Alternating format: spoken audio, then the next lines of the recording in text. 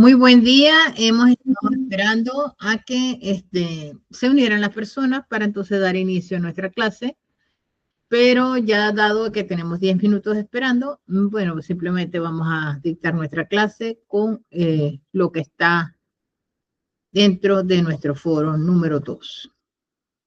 Paso a explicar primero y principal que en nuestro foro nosotros tenemos una pregunta que tiene, o bueno, mejor dicho, un caso que tiene 3 preguntas generadoras.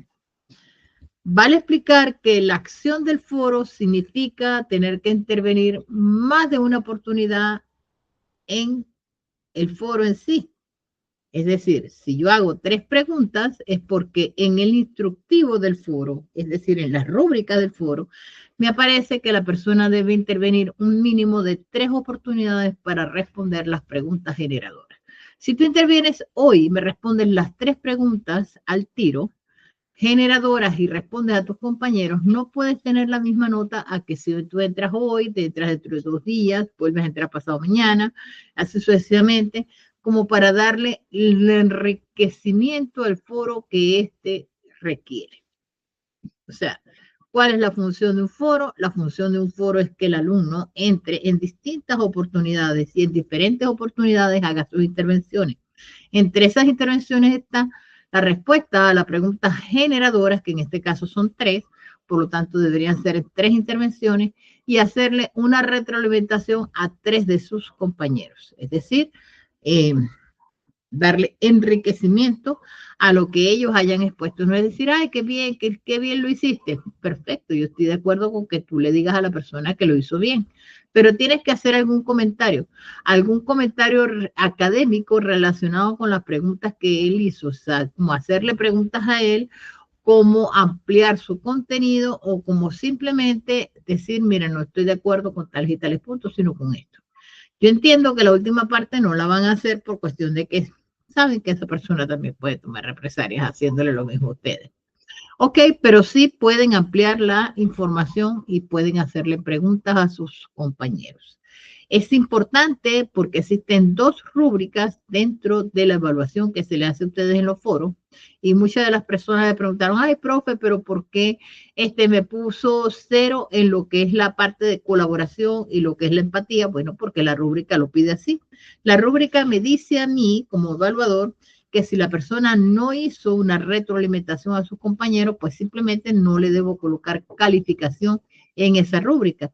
Y en la de empatía igual, porque la empatía la ves tú precisamente con la interacción que ellos tengan con sus compañeros. Es importante que ustedes cumplan con estos preceptos que tienen las rúbricas, porque es la razón de ser. Mucha gente también llega y me dice, profe, pero en contenido me puso 2.4, en argumento tengo los 4 puntos y en lógica también tengo los 4 puntos perfectos. Resulta que hiciste muy bien tu hoja de Excel, hiciste un análisis impecable, pero solamente entraste en una sola oportunidad al foro y ahí hiciste todo. Entonces, no es la idea tampoco. La idea es que en el contenido se enriquezca, que tú tengas las 3 interacciones con tus 3 preguntas, o por lo menos que las amplíes en las diferentes partes. Entonces, ¿cuáles serían las preguntas relacionadas con el foro de la unidad 2? Tenemos un caso práctico, Artesanías La Chinita. La empresa Artesanías La Chinita produce 2 líneas de producción hechas a mano. Hechas a mano porque es artesana, no es industrial, que son velas artesanas personalizadas, es decir, que las hace a pedido del cliente, y velas decorativas que las puede vender en Easy, en Sodimac, en Líder, en fin, producidas en serie y distribuidas a tiendas a mayoristas. El gasto es el mismo gasto de materiales, pero quizás va a incurrir un poco más de gastos en mano de obra o en costos fabriles, el hecho de que las personalice o el hecho de que las haga en serie. Eso es importante que ustedes lo tomen en cuenta a la hora de responder mis preguntas generadoras, porque hay 2 que son de análisis. Ustedes hagan sus cálculos dentro de una hoja de Excel y luego ustedes hacen sus cálculos dentro de una hoja de Excel, ustedes van a responder en el foro a las preguntas generadoras. Es decir, qué sistema de costeo corresponde aplicar en cada tipo de vela, sea por órdenes o por versus procesos. Justifica tu elección. Es decir, explica el por qué lo hiciste de esa manera. Claro, tienes que sacar tus cuentas primero y eso te va a dar un resultado. Ese resultado que lo vas a sacar por órdenes y vas a sacar otro resultado por proceso. ¿Que faltan datos? Los inventas. La idea es que seas creativo. ¿Por qué pongo yo ahí datos que faltan? Precisamente para abrir la creatividad y para que las hojas de Excel sean únicas. Es decir, tu hoja de Excel no se parezca a la de tu compañera, porque tú tienes tu criterio y tu compañera tiene su criterio. Entonces, preguntas generadoras. ¿Qué sistema de costeo corresponde aplicar en cada tipo de vela por órdenes o por proceso? Ya eso lo respondí. Y la segunda pregunta, ¿qué diferencias observas entre ambos sistemas de costeo en cuanto al control de producción y asignación de costos? Claro, faltan datos. Tú los vas a colocar en base a lo que tú coloques en esa hoja de Excel. Vas a responder cuál crees que permita mayor trazabilidad y control financiero en este caso. ¿Bien? Y en la tercera parte te dice, elabora una hoja de Excel que contenga la aplicación de costeo por órdenes específicos de las velas personalizadas. Elabora en la misma hoja de Excel una aplicación de costeo por proceso para las velas decorativas. Calcula el costo unitario de cada una de ellas, considerando que la mano de obra la vas a colocar tú, los costos fabriles los vas a colocar tú. Y compara el margen de rentabilidad si estas se vendieran en 1.200 pesos cada una y 1.800 con velas decorativas. Esto significa que ustedes me tienen que enviar a mi correo de orozco@cftsenco la hoja de Excel. Como les dije, el objetivo pedagógico es aplicar en el foro lo que es el análisis. No la hoja de Excel, porque la hoja de Excel debería ser única. Bien, vamos a explicar un poco lo que es el contenido de la unidad 2. Bien, y tenemos un contenido interactivo en la unidad 2, en donde me explica cuáles son las razones de ser de un presupuesto. Vamos a esperar que abra. Ya, aquí tengo.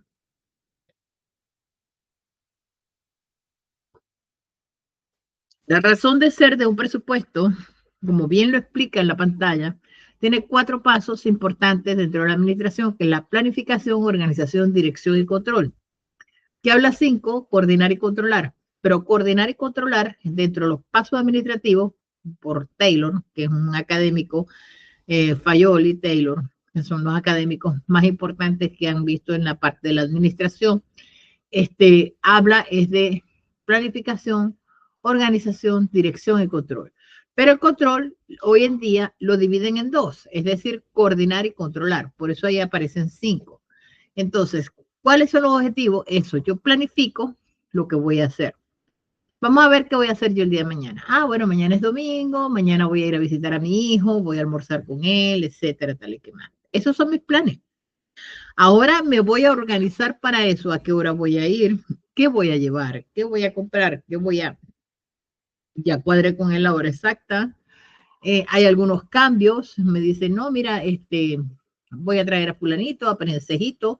Entonces ya hay cambios en cantidades, en formas, en normativa. Eso es organizar. Ya la planificación se hizo. La organización ya son los cambios que van a haber de esa planificación y, por supuesto, comprar las cosas que faltan. Ahora viene el control, ¿verdad? Y dentro del control, la coordinación. Mira, te espero en tal estación del metro para que nos lleguemos juntos, le digo yo a algunas de las personas. La otra persona me dice, ok, está bien, mira, voy a llevar papas, ¿no? Yo llevo zanahoria para hacer la sopa. Otro me dice, yo voy a llevar el vacuno, el otro me dice, yo voy a llevar el ave, y así sucesivamente ya comenzamos a coordinar y a controlar. Mira, la cantidad de pollo que trajiste es muy poca, hay que comprar más. Entonces ya eso es controlar. Entonces sobre eso ya empecé con todos los ingredientes allí, comenzamos a hacer la dirección, a dirigir y hacer la sopa o el asado, lo que se vaya a hacer, y entonces se logra el resultado final. Entonces, estos son los 4 pasos que incluye un presupuesto. Planificar, organizar, dirigir y controlar. ¿Y para qué? Todo esto va en función al logro del objetivo general de la empresa, que en este caso, el objetivo general de la empresa está alineado con lo que es el giro comercial que ella va a llevar ante el servicio de impuesto interno. Una empresa que se ocupa de fumigación, su giro comercial es prestar un servicio de fumigación que para ello necesita la compra de ciertos materiales, como son insecticidas, como son pesticidas, asperjadoras, este, elementos de protección personal para los empleados, una serie de cosas que van a dar la característica propia de su giro comercial para la prestación del servicio de fumigación. Entonces, en ese caso, como les dije, el objetivo de la empresa es eso, por lo tanto, todos los procesos presupuestarios tienen que girar alrededor del giro de la empresa. Si la empresa es una empresa de costura, de confección de ropa, pues todo tiene que girar en torno a ello. ¿Y cuál serían los presupuestos que se van a hacer en la compra de materiales propios para la producción de ropa, en la compra de activos fijos referentes a las máquinas de coser, a las bordadoras, a las fileteadoras, a las mesas de corte, en proporción a lo que es el pago del personal que se va a ocupar de la costura? ¿Por qué? Porque todo va a girar en pro a lo que es el giro general de la empresa, que en este caso es corte y costura. Eso debe quedar claro. Eso tiene que estar establecido en que todo presupuesto tiene que ser con la finalidad de maximizar el beneficio de lo que es la producción de la renta de esa empresa. Ahora, un presupuesto está dado en base a lo que nosotros sabemos que es. Yo voy a cobrar mi sueldo ahora a fin de mes. Por lo tanto, yo tengo presupuestado que con ese sueldo voy a hacer el pago del el recibo telefónico de WOM, voy a hacer el pago del internet, voy a hacer el pago del servicio de electricidad, del agua, del gas, del arriendo, etcétera, ¿verdad? De los gastos comunes. En fin, ya tú tienes presupuestado más o menos una varianza de lo que van a ser los gastos. Lo único que tú tienes claro y seguro es que el gasto del arriendo es fijo. Pero tú no sabes exactamente en cuánto te va a venir el gas, no sabes exactamente en cuánto te va a venir el recibo de electricidad, ni el del agua. El internet sí sabes que es fijo, pero tampoco sabes en qué te van a venir los gastos comunes, porque son gastos variables. Entonces tú tienes un presupuesto que va más o menos eso. Tú dices, pero sí sé cuánto es la cuota del vehículo, sí sé cuánto es la cuota que voy a pagar de las tarjetas de crédito. Claro, porque ya eso es un costo fijo y tú lo tienes establecido como tal. Entonces, yendo al punto, cuando yo me hago ese presupuesto personal, yo puedo más o menos adelantarme a lo que va a ser mi mes siguiente. Porque en el mes siguiente yo simplemente cuento con un presupuesto de lo que es mis ingresos, dado a mi sueldo, mis honorarios, lo que yo tenga establecido, y en base a eso voy a hacer un presupuesto de mis gastos. Entonces, fíjate, tú, hay un presupuesto de ingresos, hay un presupuesto de gastos.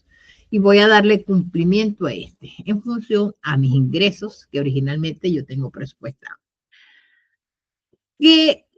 ¿A qué vamos en el punto? El presupuesto mínimo de ingreso tiene que ser lo más conservador posible. Yo no puedo estar bajo la expectativa de que me van a aumentar el sueldo, que me van a llegar, ganarme la lotería, no. Yo no puedo irme de lo que es el principio de prudencia.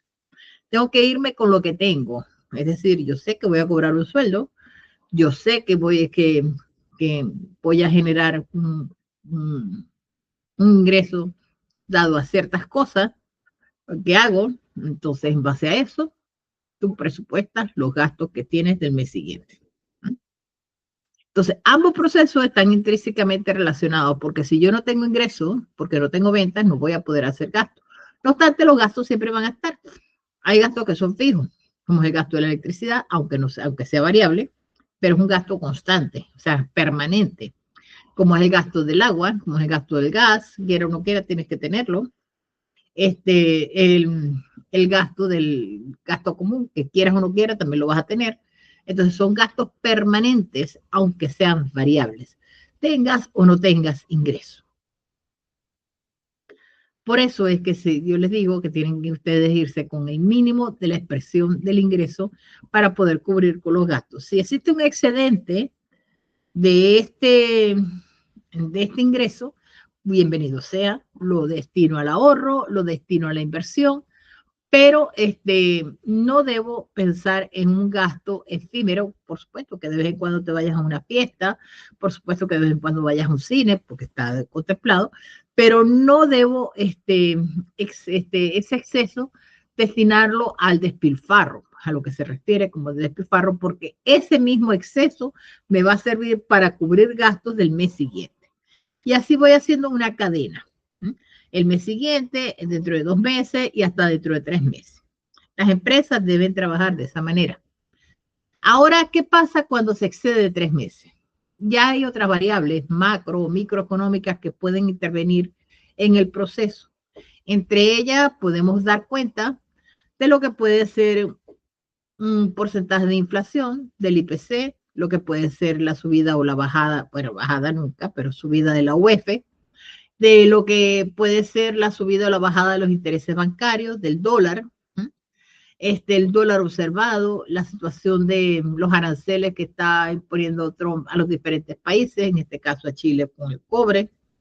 Bien, todo eso afecta la economía y afecta la tenencia de bienes y servicios que cualquier persona puede adquirir y cualquier empresa puede adquirir, lo cual va a afectar los presupuestos en más de 3 meses. Quizás en 3 meses yo puedo prever el gasto que voy a tener, pero ya más de 3 meses ya tengo que inferir en ese presupuesto variables macro y microeconómicas que pueden afectar la percepción que yo puedo tener a un alcance superior a 4, 5, 6 meses.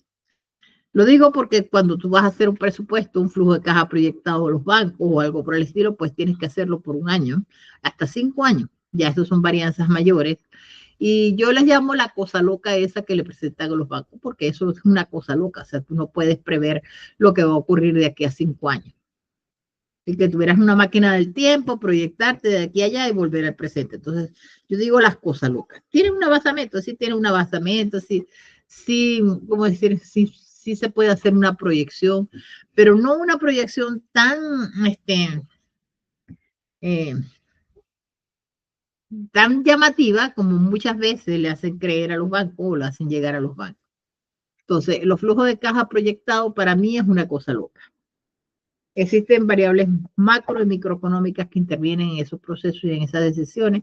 Existe una matemática financiera con la cual yo puedo trabajar como para ser más real, más exacta y más prudente que lo que es esa cosa loca que se le presenta a los bancos llamado flujo de caja proyectado. Me voy más bien al cash flow.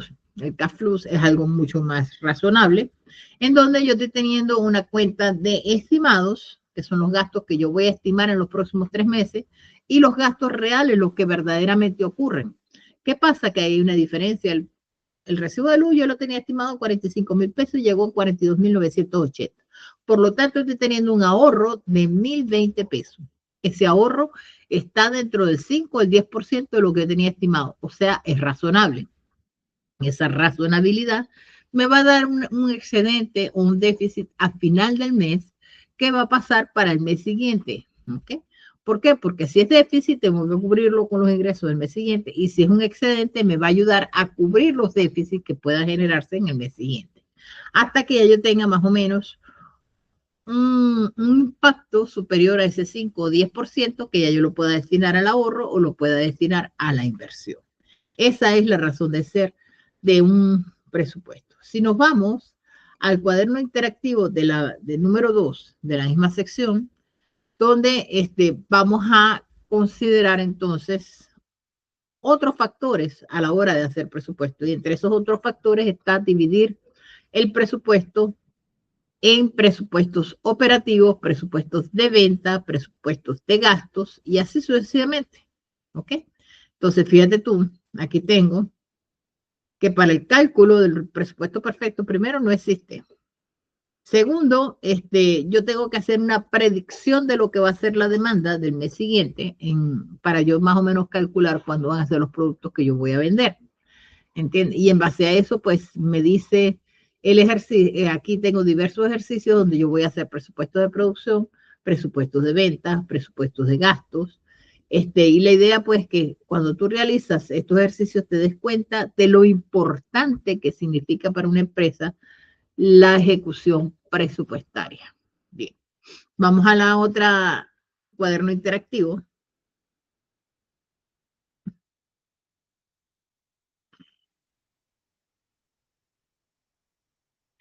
que esto me va a ayudar a mí precisamente a tener una mejor posición de lo que es un costo y un presupuesto como tal. En esta nueva cuaderno vamos a ver lo que serían los costos indirectos de fabricación y los costos directos. Ya nosotros conocimos nuestros costos directos, que son los que intervienen directamente en el proceso. Aquí yo hago un análisis con lo que es la elaboración de un plato de cocina. Bueno, voy a hacer un estofado de pollo. Bien, si voy a hacer un estofado de pollo, mi ingrediente principal va a ser el pollo. Voy a tener ingredientes alternos relacionados también con ellos, ¿ok? Como es las verduritas que le voy a colocar, es un arrocito que voy a preparar y así sucesivamente. ¿Qué pasa a la final después de ese estofado? Que yo use sal, use pimienta, use ajo, pero en cantidades tan chiquititas, ¿m? Que me es difícil precisar el costeo relacionado con ella. Sobre todo cuando estoy haciendo en una fábrica a nivel de una empresa donde son cantidades así para la magnitud de los lotes que yo tengo que producir. A eso se le llama costos indirectos, porque serían materiales indirectos, mano de obra indirecta, porque son procesos, por ejemplo, el contador público que está trabajando, el contador auditor o el contralor o el auditor de una empresa o el abogado de una empresa, no mete sus manos directamente en la elaboración del proceso, ¿verdad que no? O sea, no interviene de manera directa en la elaboración del proceso. Pero si yo no tengo contador o yo no tengo un gerente de recursos humanos, pues yo no voy a cumplir con las normativas legales que me pide el servicio de impuestos internos que yo tenga para lo que es la producción de mi renta, es decir, para yo producir mis productos. Y al no tener esas condiciones legales, pues simplemente no voy a poder operar. Entonces, ¿es necesario el contador? Sí lo es. ¿Es necesario el gerente de recursos humanos? Sí lo es. Pero no es vinculante a la producción. Pero si él no está, no puedo producir. Entonces, es un costo indirecto. ¿Sí? ¿Por qué? Porque de alguna forma yo tengo que trasladar el hecho de que yo necesito un contador, de que necesito un gerente de recursos humanos, que necesito una persona de producción para que me ayude este, a mantener abiertas las puertas de mi negocio y por lo tanto yo pueda vender mi producto o prestar mi servicio. Entonces, eso es lo que sería un costo indirecto en la mano de obra. En los materiales, en las cargas fabriles, pues la electricidad, que es difícil de precisar exactamente cuántos kilovatios se usaron para la creación de esa empanada. Eso es difícil de precisarlo, entonces eso sería un indirecto. La cantidad de gas que utilicé para la preparación de esa empanada, en fin, entonces aquí tengo en esta interacción de esta lámina, de este cuaderno interactivo, precisamente todo lo referente a lo que es el costo indirecto de fabricación y tengo ejercicios relacionados con la distinción de ese tipo de presupuesto. Por último, tengo la sección 4 de la unidad 2, en donde, vamos a esperar que abra, me va, me va a dar más indicadores de lo que es la elaboración de este presupuesto, ¿ok? Y aquí está, ya está abriendo.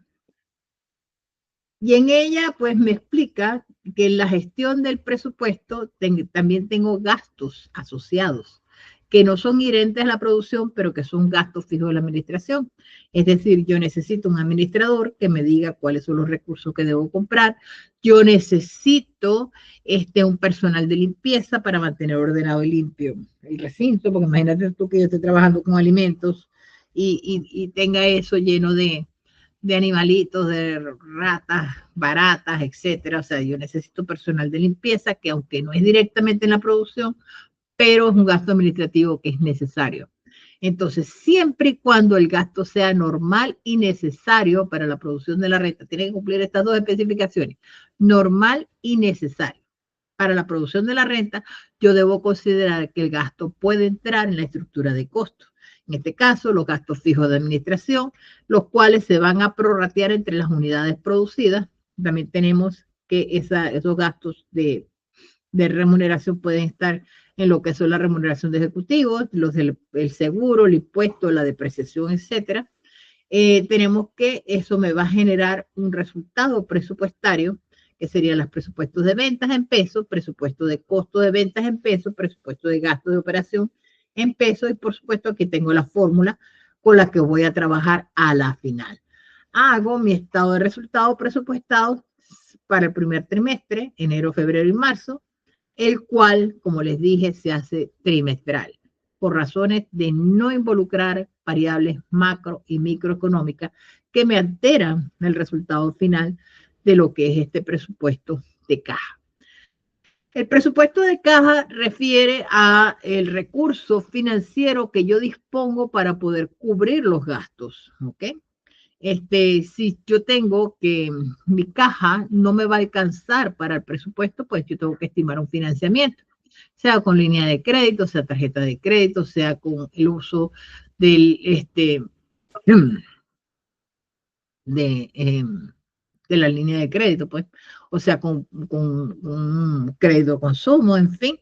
Bien, entonces, de alguna manera, el presupuesto de caja me va a decir a mí, tengo tanto en efectivo, con este tanto voy a cubrir tales y tales gastos que son de urgencia o de importancia, y con ello, pues, simplemente voy a dar cumplimiento a lo que es mis pagos a tiempo de manera oportuna. Entonces, si no tengo que utilizar lo que es el artificio del préstamo bancario, el aporte adicional, pedirle prestado a un amigo, en fin. Entonces, tengo presupuesto de caja, compras al contado, pagos de pasivo porque tengo obligaciones ya contraídas, pagos de sueldo, pagos de impuestos. ¿Mm? Y eso me va a generar entonces lo que es mi total del presupuesto encontrado. Aquí tengo algunas preguntitas con la finalidad pues de dar cumplimiento a lo que es el aprendizaje y al presupuesto de caja, y a la final ya ustedes estarían preparados para continuar con lo que es un módulo 2 de nuestra segunda unidad. Por cuanto no tengo personas que se hayan sumado a la clase, y el requerimiento mínimo cuando no tiene personal es que no pueda tener más de 20, 30 minutos en interacción. Entonces ya yo doy por concluida la clase de hoy. Cualquier pregunta pues me la hacen a través de dudas y preguntas, y aquí estamos a su disposición para la aclaración de cualquier dato relacionado con esta clase. Chao.